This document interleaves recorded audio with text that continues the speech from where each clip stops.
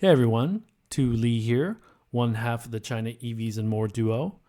Lei and I are always thinking about different ways to bring you, our audience, relevant, compelling content about the China EV, AV, and mobility sectors, especially now that several companies that we tracked over the last 50 or so China EVs and More episodes have become global phenomenons.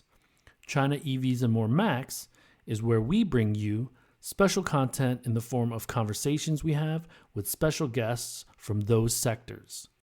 In this episode, we talk to Dr. Maxwell Zhou, founder and CEO of DeepRoute.ai, one of the so-called second wave of Chinese AV startups and perhaps the fastest growing. Founded just 3 years ago and headquartered in Shenzhen, DeepRoute.ai made headlines late last year when it announced the industry's first $10,000 level 4 self-driving system. This just a few months after receiving a $300 million round of financing led by Alibaba, officially making it a unicorn.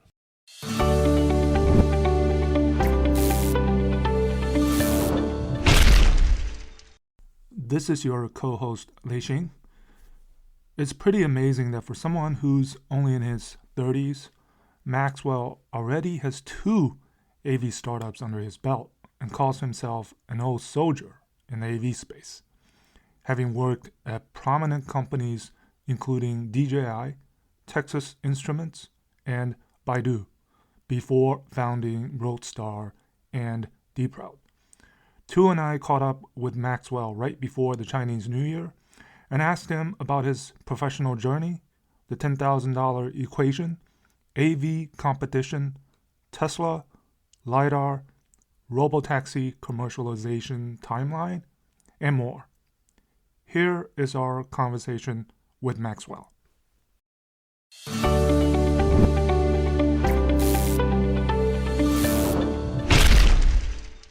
Hi, Maxwell. Thank you for sitting down with us to chat AVs and DeepRoute. And first of all, let's start out by you telling us a little bit about yourself, how you got into autonomous vehicles and how you started DeepRoute.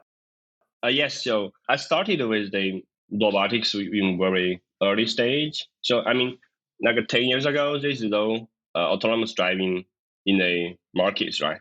When I was in primary schools, so I like DIYs and do the model planes. So I started then the programming and circuit designs in the junior schools. So in the high school, I got a chance to join the robot Olympiad. So this is my first time I actually to doing something related with robotics. So then I won the gold medals in the Robot Cup. So I realized that I got talents. So in these areas, then I enrolled the talents program at Tsinghua universities. They gave me the more experience to this talents program is not on robotics, right? This focusing on mathematics and physics. So in this area, so they gave me a very special experience. So to explore deeper in mathematics and physics. So after that, so I purchasing my PhD in artificial intelligence. So there may be a huge change. Initially, I started my PhD in physics, but after I joined a few conferences, I realized the physics is different. This is not what I want to be. So Right. then I switch my majors. I go to States to having the artificial intelligence PhDs during this period. So drones are very popular.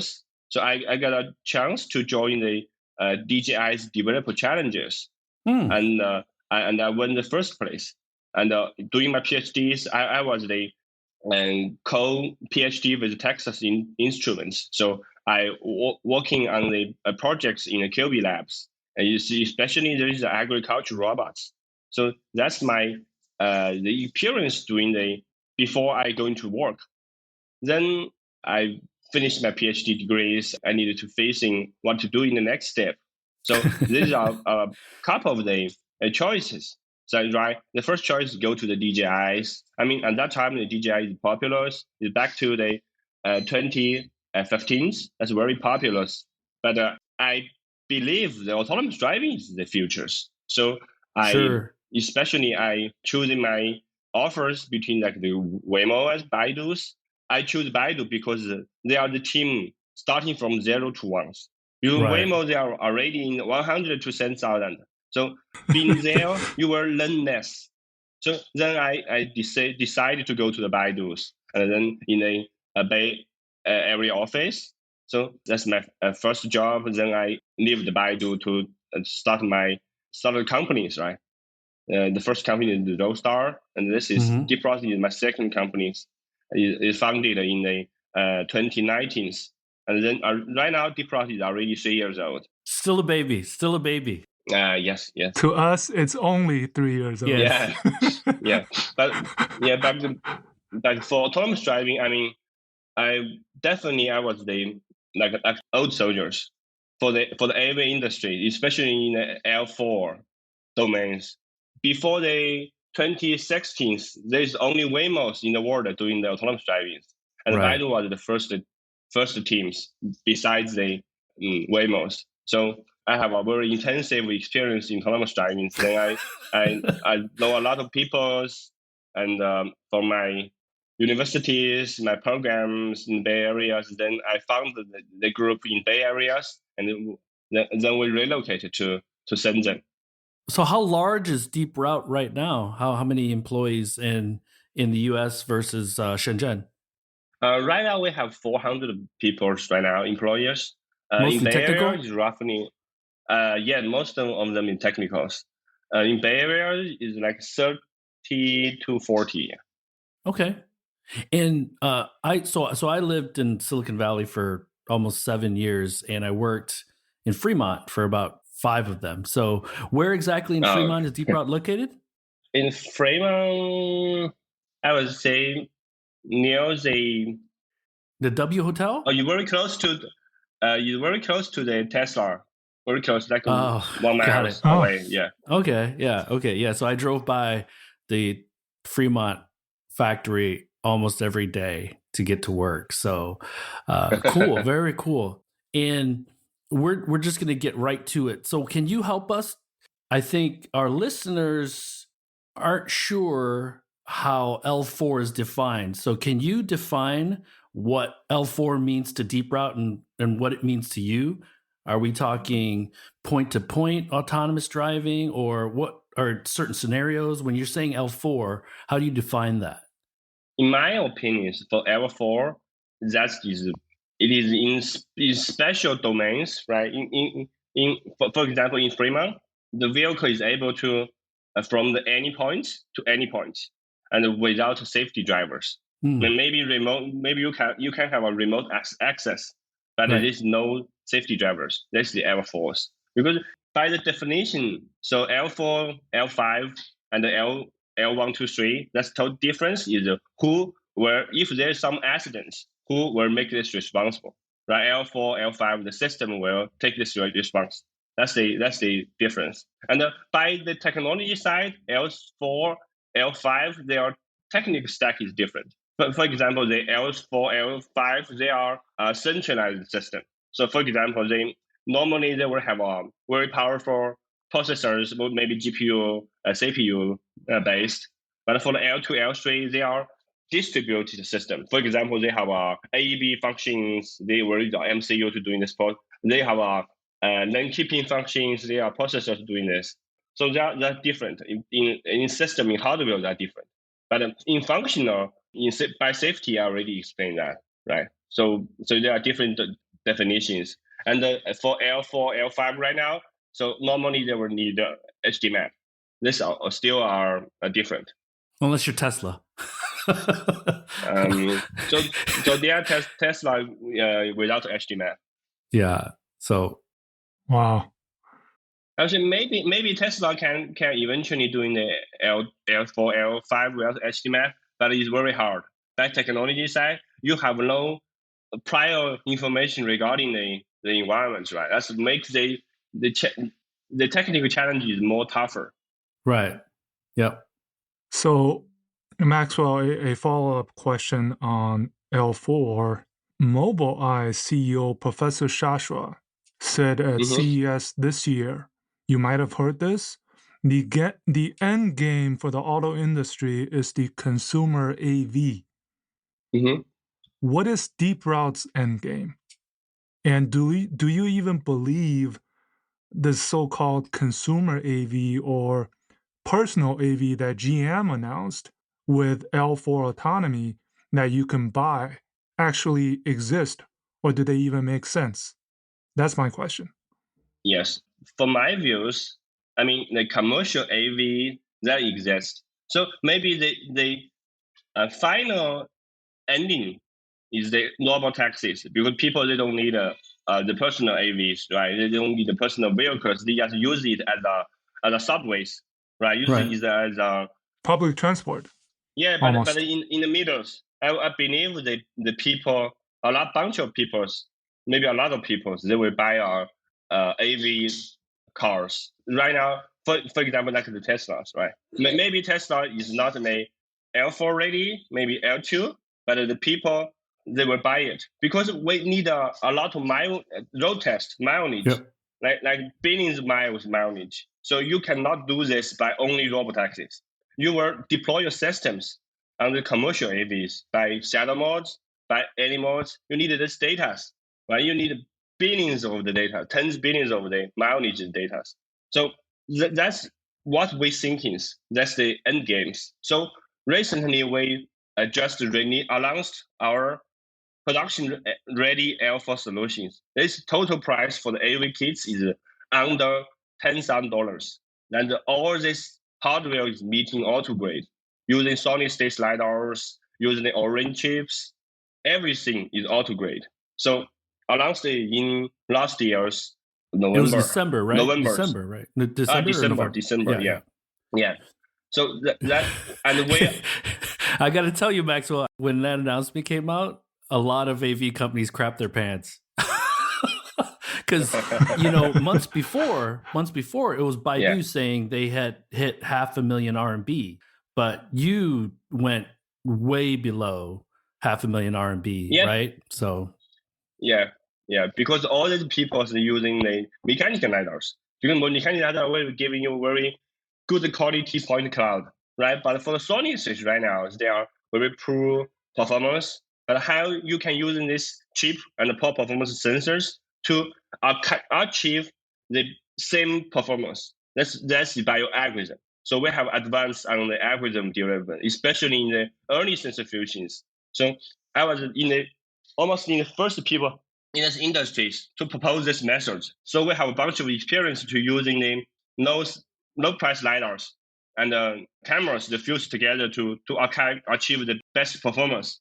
By the videos we proposed post on the YouTube, you can see our performance. Actually, you can see our performance. Our vehicles is definitely providing the L4 functions with no disengagement in the rush hour in the Shenzhen. This is just a regular testing. We don't choosing from a bunch of tests. So a lot of people go to Shenzhen and go to Shanghai test our vehicles. So they are all surprised by the price. So how you can do this by using this price? Yeah, but this is the truth, right? So there are some companies, they are following our ways. They are making some announcements with PPTs, no videos.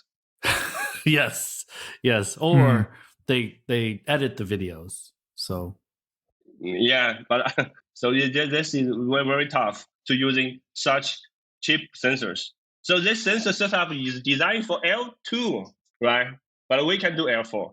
Okay, so my next question is, you mentioned about LiDARs. You recently signed strategic cooperations with both RoboSense and Z-Vision. Mm-hmm. And I think they're both going with the MEMS route for LiDAR. What factors made you choose these two suppliers, and how will they be involved in the $10,000 equation? I can give you the rough price because I cannot tell the exact price, right? So no, that's fine. Yeah. So by the volume purchasing, I can give you the price the OEMers purchasing from them. They are like the $600 per LiDARs, maybe $700 per LiDARs. It's definitely So under for 1,000. Yes. yeah, and you can see it's 1,000, right? That's fine. It's that Yeah. they don't make the equation that much, right? For the orange chips, right? One chips you roughly $1,000. So not you give using two orange, $2,000, and using five LiDARs, $5,000. The rest you still get $3,000, right? But cameras maybe $50, right? And buy some. You can calculate this, right? That's easy. Yeah. Yeah. We can do the math. Yeah. How much lower do you think these solid state LiDAR can go, like price wise? I mean, $300. 300. Wow. Say well, maybe $400, and by the volume production, I mean you need three of them. So they don't actually need five, right? We use five LiDARs, but we can cut this to three LiDARs.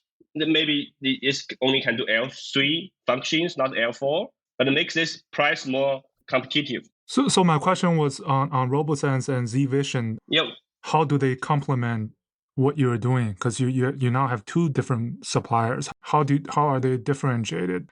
They have different products. So one is for the long distance LiDARs, the RoboSense. They are with lateral FOVs, but they can see far. Like they can see up 100 meters, like 150s. But for the visions, they have a wider FOVs. This is for blind spots. Okay.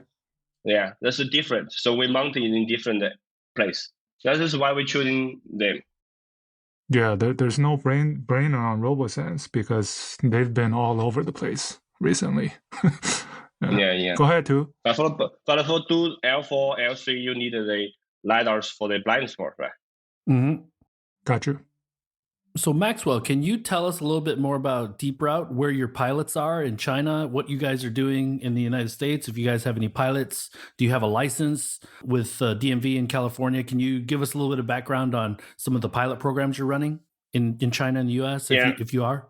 In China, so we're mainly on the Shenzhen's pilots. So right now we have like 70s vehicles on Shenzhen's, and in Wuhan, that's the second largest pilots. Is 40, around 40s. A lot in Hangzhou is around 10s. So that's all in China for the robotaxi only. In Bay Areas, we have the license from the DMWs.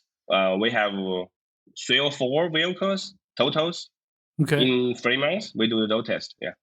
And can you share with us any plans that you have for more rollout for 2022 in China? Because I know that I think Baidu and Pony have licenses to run robotaxis without the safety driver. Is that something that you're going to try to get this year as well?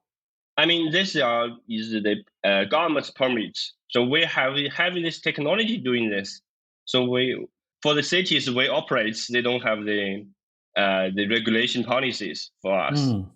Right. So the Beijing, yes, they do. They have this policies, but you see only the Baidu and Pony doing there. So if you want to operate in Beijing, they will charge you a lot. For example, they will charge you 1 million RMB or 2 million RMB for one license. So why I will go there? Right. So they don't make sense, right? This license is much expensive than your vehicles. They don't make any sense. Initially, they charge you 2 million RMBs for one license in Beijing. But for in Shenzhen, it's just $100,000, 1,000 RMBs. It's only 10%. Oh, wow. For the DMV license, it is free. Yeah, I didn't know that, actually, that they were charging so much for the licenses. Yeah, because you need to do the test in the private place. They have a private test place. The private test place is charge a lot. They don't admit the rest of your test readouts. So that's horrible. Oh, understood. So for example, for us, we can do the test in Chongqing, in Shenzhen. This is cheap, and the Shenzhen Wuhan they accept this route. But for Beijing, no, you can use only this one. Right, of course. And this is very expensive. Very expensive. It's the Guanxi thing, right? So I think your investors will be very happy to hear that you're trying to, manage their money well or manage your burn rate very well. So can we move on to the commercial side? Because I know that you're looking at, launching some commercial pilots as well. Can you tell us, are you working with trucking companies, or how are you entering the commercial trucking side? Yes, we are, right now we have the light duty trucks. We have collaborated with some companies. So, for example, in Hema, that's our Ali-based companies. So they are doing the food deliveries. So, Tony, you are living in Beijing. You know Hema. They sell the high-end seafood, right? I know Hema every day. So, Yeah, especially with COVID. So, okay, yeah. So we have the program with them, and then we have the relationship with the Durban Express. So we do the delivery for this logistic companies. Then I cannot tell more. The sum is not on PR yet. Okay. This is what I can tell. You can hint to us. Maybe more in Ali base or yeah. Got it. No, understood. Let me follow up with the trucking, because you have two routes, right? The robotaxi and also the trucking. What is that position? Is that like, there's the last mile, middle mile, a long haul? I think your position in the last mile, is that correctly? Last mile trucking delivery, like Gatic, Gatic in the US. Is that what you're trying to do?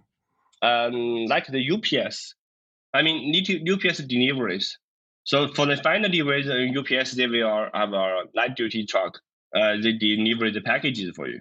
It's not the last mile. It is hub to store based. For example, okay.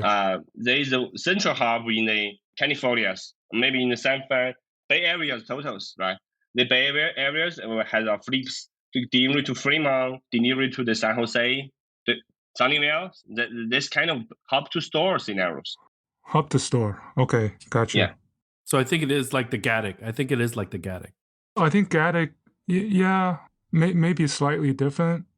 Maybe longer routes, I suppose. Yeah, Gatic is pretty long route. I think there was a question on your competitors, the WeRides, the Ponies, the even Baidu's where you worked before, and AutoX, right? How are you different than these guys? Whether it's from the hardware, software stack, you talked about algorithms, but I mean, what you've done, maybe besides the $10,000 kit, they've done as well, and right. So where are you versus these guys? I mean, for the 10,000 solutions, that's the outcome, right? DeepRoute, they are founded much recently, but they move fast, right? The technology they would just go before the competitors. I mean, it's not competitors. It's like our friends, right? We move faster than our friends. So that's the outcome. So the internal reason for that is we have much efficient teams and a much efficient burn rates.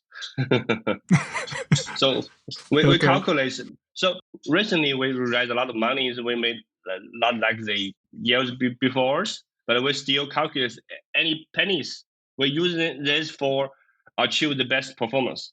Sure. So maybe you see there are companies raise billions dollars, but you see the technologies, they're same, even slower. So our key difference is we move much faster. You consider 3 years ago where we are and see where we are now. We move much faster. Is that because I look at DeepRoute as like the second wave, and I put QCraft into that, where the pioneers, the Ponies, the WeRides, and the Baidus have been in the market for quite some time, and then these younger AV startups like DeepRoute, they, like you said, they move faster, but also because you're able to take advantage of some of the price decreases in the hardware.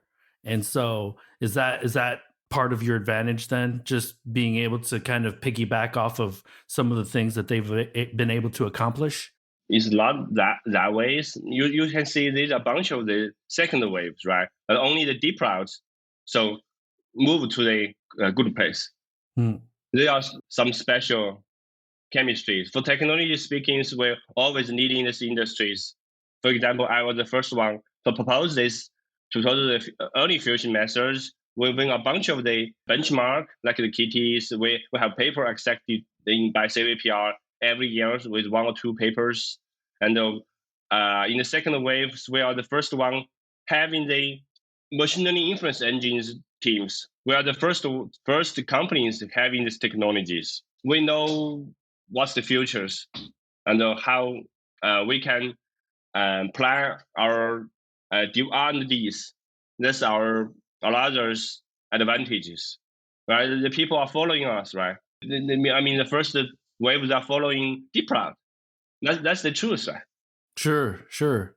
Now you've made a lot of headlines in a short period of time, so very impressive. Yeah, in my previous one, they following the early fusions, right? The second, they following the inference engine ways. So we are always needing these industries in technologies.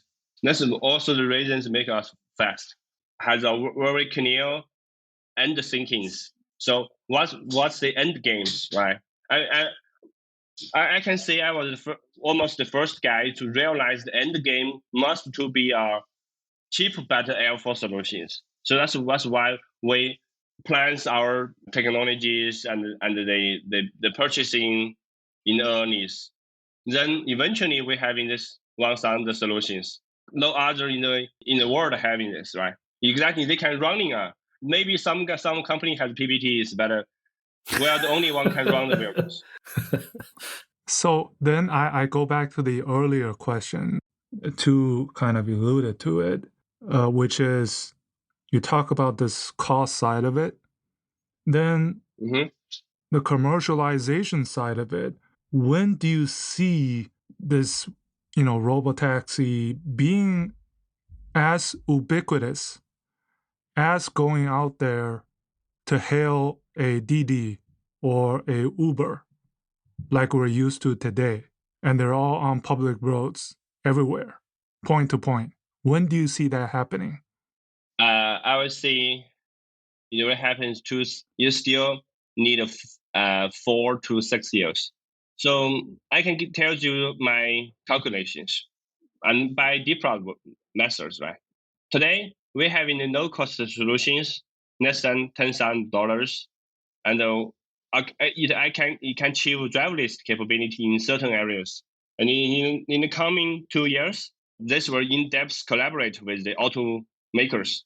So normally you will spend 2 years having a car ready, and by the 2024s, you can see they have some vehicles installed with this similar sensor setup, pre-installed, factory installed on the road.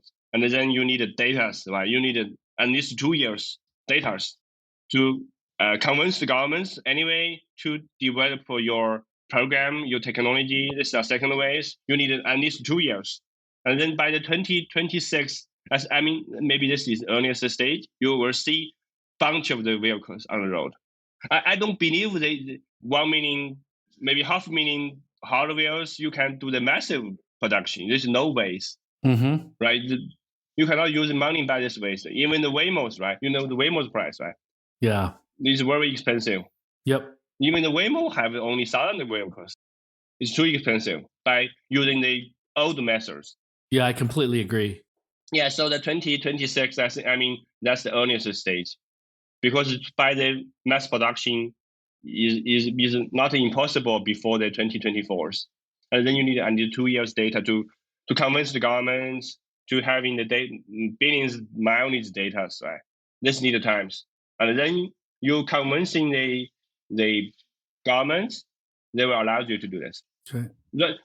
Today, the governments allow you in doing very limited areas, right? Even the Beijing, they just 4 kilometers.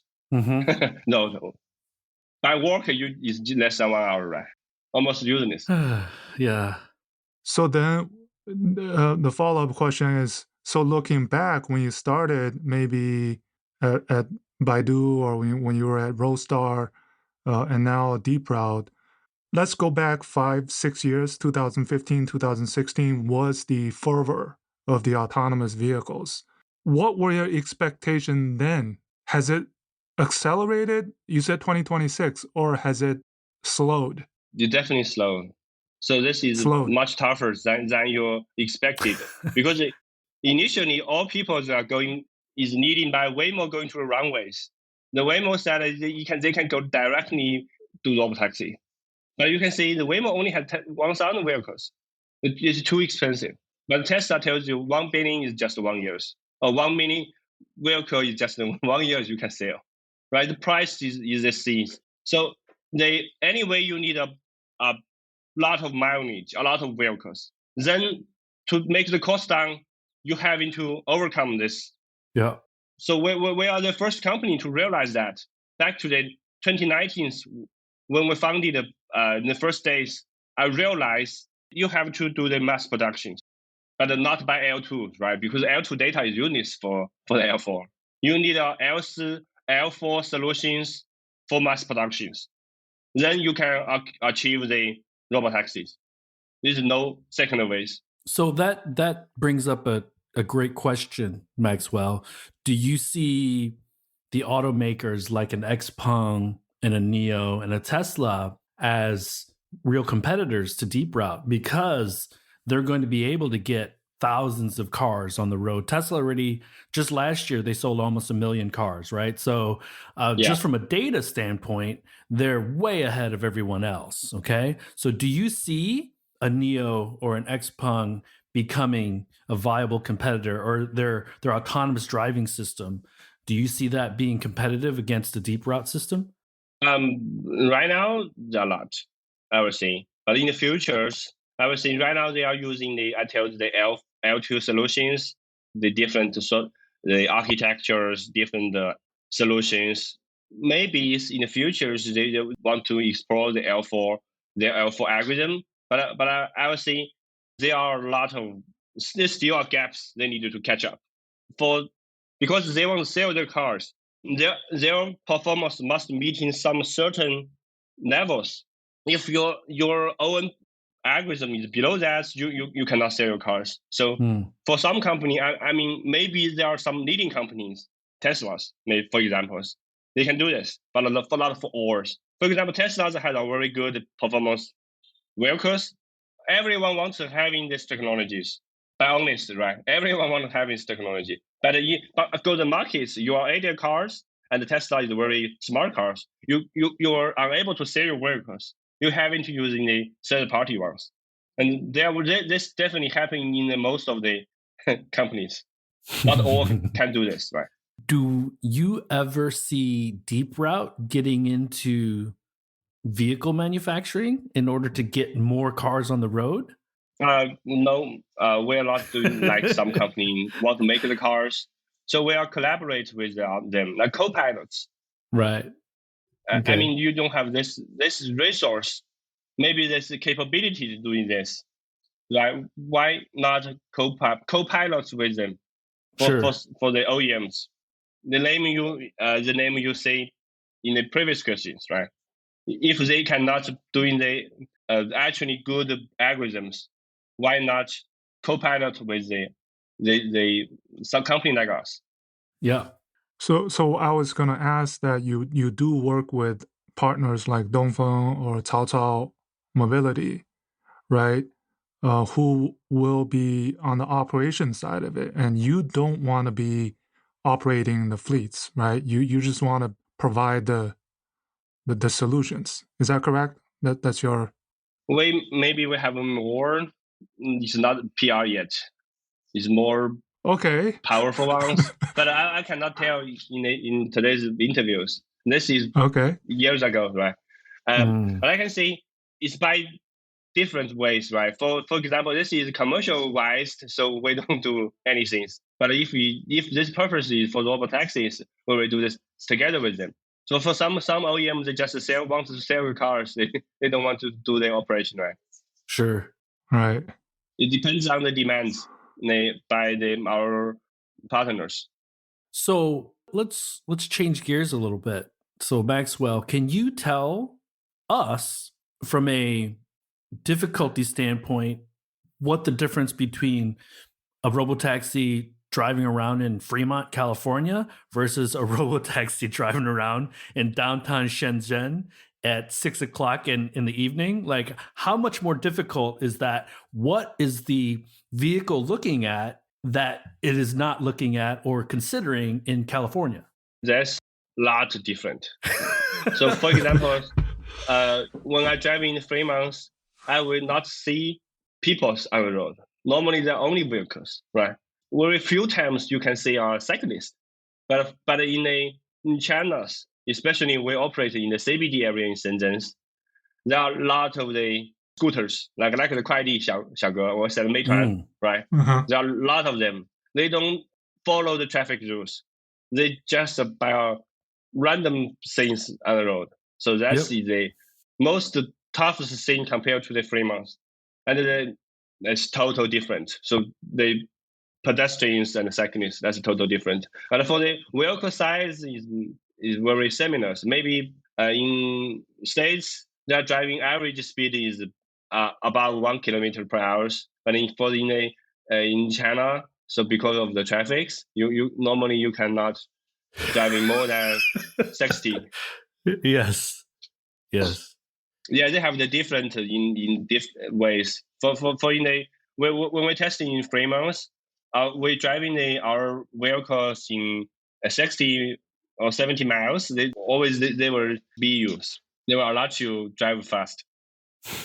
So would you say, because I've had questions where people have asked me, could there be a global autonomous vehicle? So a DeepRoute level 4 robotaxi, could we ship it to Europe or the United States as is, and it would work effectively and safely? Or would you need to do specific things to make it regional friendly or specific?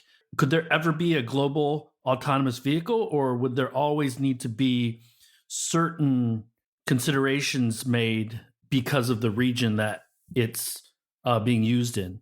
Yeah, there are two different things, right? The first is the technology side. Definitely, your technology developed in China is easier to develop in US by algorithm side, because there's much tougher. They are much tougher data.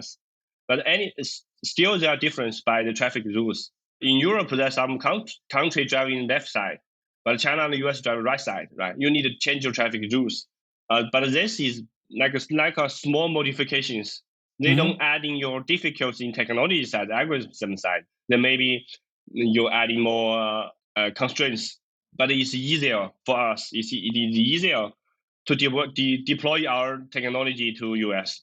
For example, our Bay Area office, initially we're unable to drive in the vehicles. After we set up everything in China, we just download the program to US. It works with no disengagement.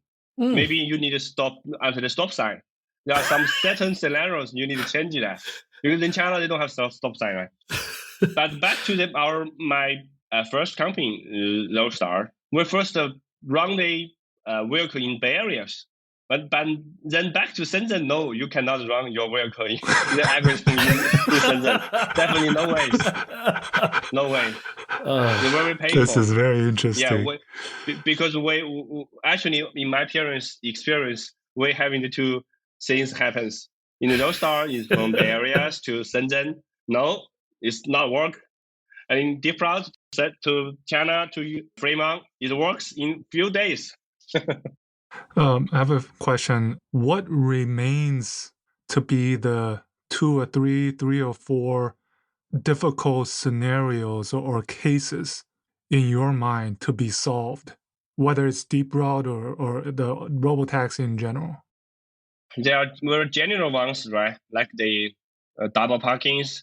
So these are bus parking on the street, and your cars maybe parking, maybe you go through this bus. So because they are blind spots, right? And there is unprotected left hands. This is a second ones, and any unprotected behaviors, that's tough. And the most tough one is the e-riders, right? Scooters, e-scooters. That's the most toughest one. Believe me, in States you only consider double parking unprotected left hands, but for China, this is the toughest. Even the protected turns, they're having these people, right? Yeah. Yes. Even in the green lights, they have people. So this is always unprotected. You will need to consider all road is unprotected. Any way to go out. So double parked and then unprotected left. Turns. Unprotected turns. And sometimes they are very narrow space. Maybe, for example, in the place right now we're having, so the road is very narrow, and sometimes there are car are parking only. So if you are driving this road, you need to work carefully because they say safety distance is very close. You need to slow down your speed. What about extreme weather conditions and special in the morning, sun glare, in the evening, those special times of the day, plus weather conditions? What about those? For the extreme conditions, we don't have slows because our office in Shenzhen, in Wuhan, in Bay Area, we don't have slows. Yeah. Forget about slow. And for the raining, normally is fine for the rains. But for the very, very heavy rains, we will stop the operations. But for the normal rains, that's no problem. Let me offer you this, Maxwell. If you ever want to open an office in Detroit where there's 4 seasons, I'm happy to help you do that. So, if you want to test in Detroit, let me know. So. I always think that's tough because currently the technology using HD map.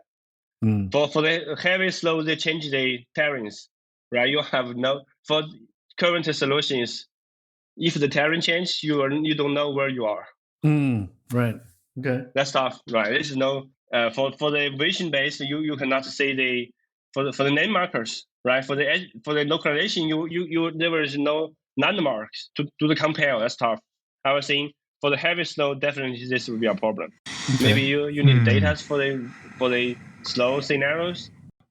So Maxwell, why doesn't Tesla use LiDAR, especially at a sub $1,000 price point? He must be tired of this question. At a sub $1,000 price point. But I was saying for today, you can believe before, right? Because LiDAR is expensive, and there are no way to install in the vehicles. But for today, I was saying for some days, I believe they gotta change because by our opinions, by pure visions, Tesla can do in this performance. Maybe they are not like Air Force. How about Tesla using LiDARs? That's horrible. Believe Tesla has very good engineers. If Tesla has LiDARs, maybe you can say the rest of the OEMs, their R&D is not okay. But for Tesla, no. They have the best talents. So that's a very horrible things if Tesla using LiDARs. Normally the OEMs, their R&D is very in entry levels. Mama hoo hoo. But for Tesla, mama hoo hoo. yeah. But Tesla, it's not technology companies. It's not OEM companies. Yes, they're different companies. Software companies. The Tesla has the same level engineer like the Waymo Cruise, and they have a lot of vehicles. If they install LiDARs, that will be horrible. Soundbite. Yeah. So sometimes when the LiDAR is ready, right now we purchase this in low price, but I cannot guarantee it can work in more than 1 year. You got to work with your partners. You got to make it reliable, right? So you got to work with your partners. Yeah. Demand more. That's the reason Tesla why they don't using it, because there's no proven record. Say the second year they are still work. Right. But okay. When the products, right, they are developed in the next generation, when this is reliable, is auto grades. So why not? Just a few $100. They have the best engineers. That's a horrible competitors. But for the normal OEM or we don't believe that because they are R&D. I know in this area levels, even they have thousands of people. I mean, that's different. Oh goodness. So as someone who grew up in Detroit in the automotive sector and then worked in Silicon Valley and now in China, I tend to agree that You've seen it all. the level of engineering and understanding of software is a little bit is completely different in Detroit versus the Silicon Valley. Completely different. Yeah. So Silicon Valley, they have only one OEMers, Teslas. And yes, they are in Silicon Valley. They are the OEMers. Yeah. Maybe Apple's the second one, but I mean, they believe they are horrible competitors. Apple, Teslas. Yeah, not the traditional ones. So here's my take. Okay, Maxwell. I still think a Volkswagen and a General Motors and a Toyota have something to say, right? Because maybe their autonomous vehicle systems, hardware, software stack, software dev team isn't as talented. But if I am an app developer and Volkswagen approaches me and says, I can flash you into 10 million cars tomorrow if you give me an 18-month exclusive on your app, on your service.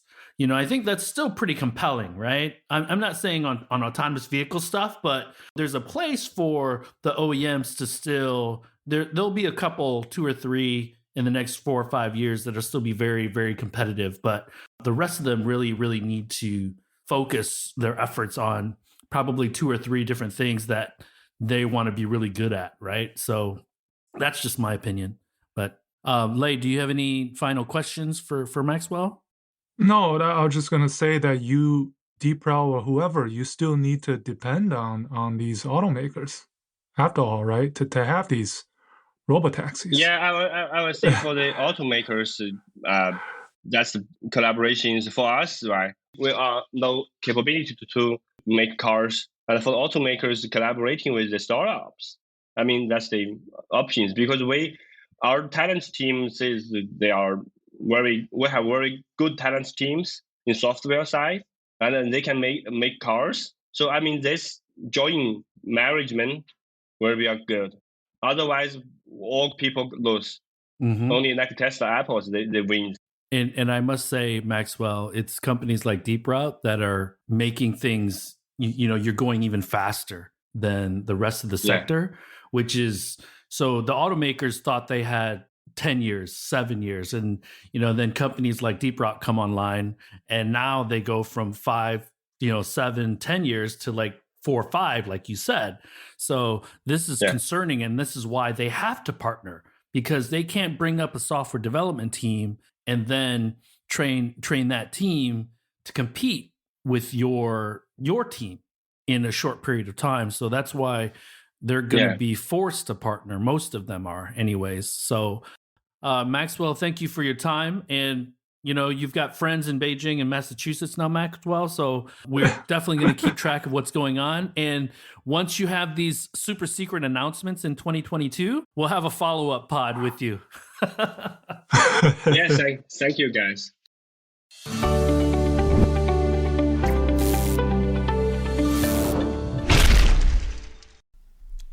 Well, that was a fun episode, wasn't it?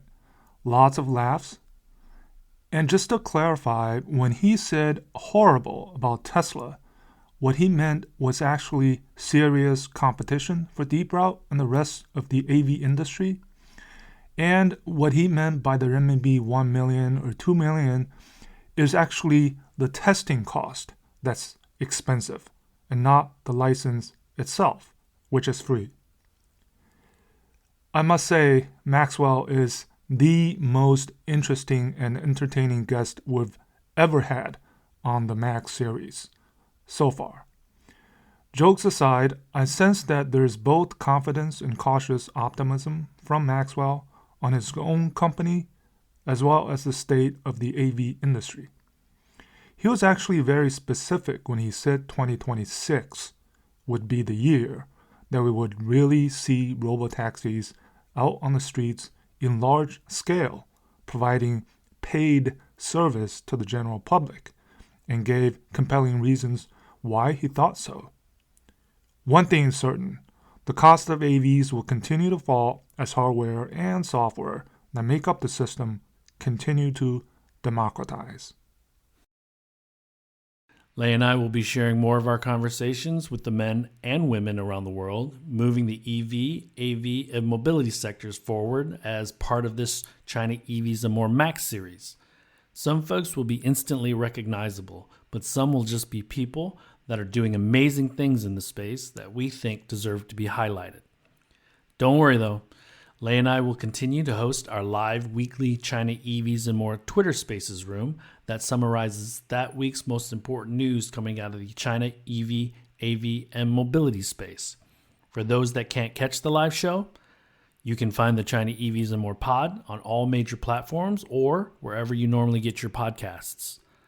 As EV adoption reaches its global tipping point, it'll be even more important to stay updated on everything that's happening here. Lei and I are confident that China EVs and More is the best resource to do that. Until next time, as always, thanks for listening.